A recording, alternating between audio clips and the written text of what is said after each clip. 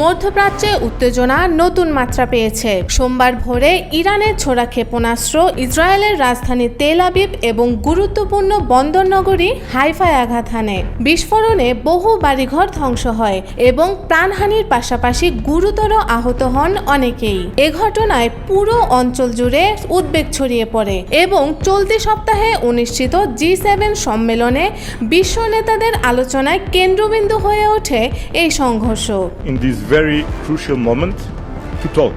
ইসরায়েলের জাতীয় জরুরি সেবা সংস্থার তথ্য মতে সোমবার হামলায় ইসরায়েলে কয়েকজন নিহত হয়েছেন এবং আহত হয়েছেন অনেকেই। হাইফায় প্রায় 30 জন আহত হন, যাদের উদ্ধার ও চিকিৎসা কার্যক্রম এখনও চলছে।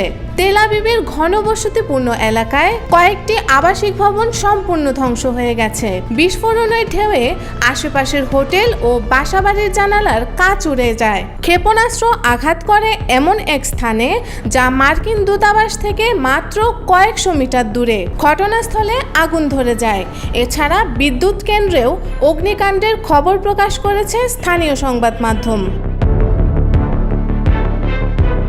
ইরানের ইসলামী বিপ্লবী গার্ড বাহিনী জানিয়েছে তারা এবার একটি নতুন হামলা কৌশল ব্যবহার করেছে, যার ফলে ইসরায়েলের মাল্টিলেয়ার প্রতিরক্ষা ব্যবস্থা নিজেদের লক্ষ্য করতেই বাধ্য হয়। গার্ড বাহিনীর বিবৃতিতে বলা হয়েছে, ইসরায়েলের যুক্তরাষ্ট্র ও পশ্চিমা শক্তির সর্বাধুনিক প্রতিরক্ষা প্রযুক্তির সহায়তা থাকা সত্ত্বেও ইরানের এই হামলায় লক্ষ্যবস্তুতে সফল ও সর্বোচ্চ হিট নিশ্চিত করা সম্ভব হয়েছে।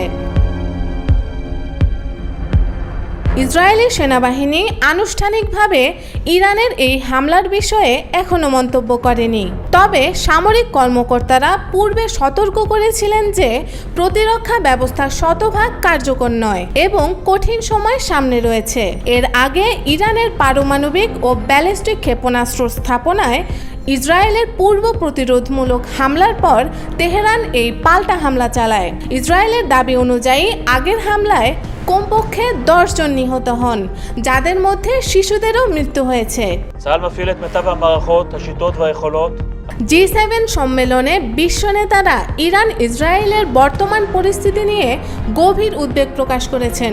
ইউরোপীয় ইউনিয়ন, জাতিসংঘ এবং চীন সব পক্ষই সামরিক উত্তেজনা থেকে সরে এসে কূটনৈতিক সমাধানের আহ্বান জানিয়েছে।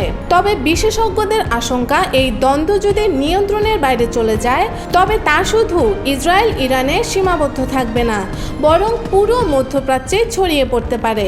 বিশেষ করে হিজবুল্লাহ, হুতি ও অন্যান্য আঞ্চলিক শক্তিগুলো সরাসরি সম্পৃক্ততার কারণে যুদ্ধের ডালপালা পাখা মেলতে পারে। ইরান ও ইসরায়েলের মধ্যে চলমান হামলা পাল্টা হামলা এখন আর সীমিত কোনো সামরিক মিশন নয়, বরং এটি একটি ভয়াবহ আঞ্চলিক যুদ্ধের পূর্বাভাস দিচ্ছে। বেসামরিক মানুষ মারা পড়ছে, শহর ধ্বংস হচ্ছে, আর বিশ্ব নেতৃত্ব দিশেহারা। শান্তির পথে কূটনৈতিক প্রচেষ্টা যত দ্রুত হবে ততটাই রক্ষা করা যাবে হাজারো নিরপরাধ প্রাণ।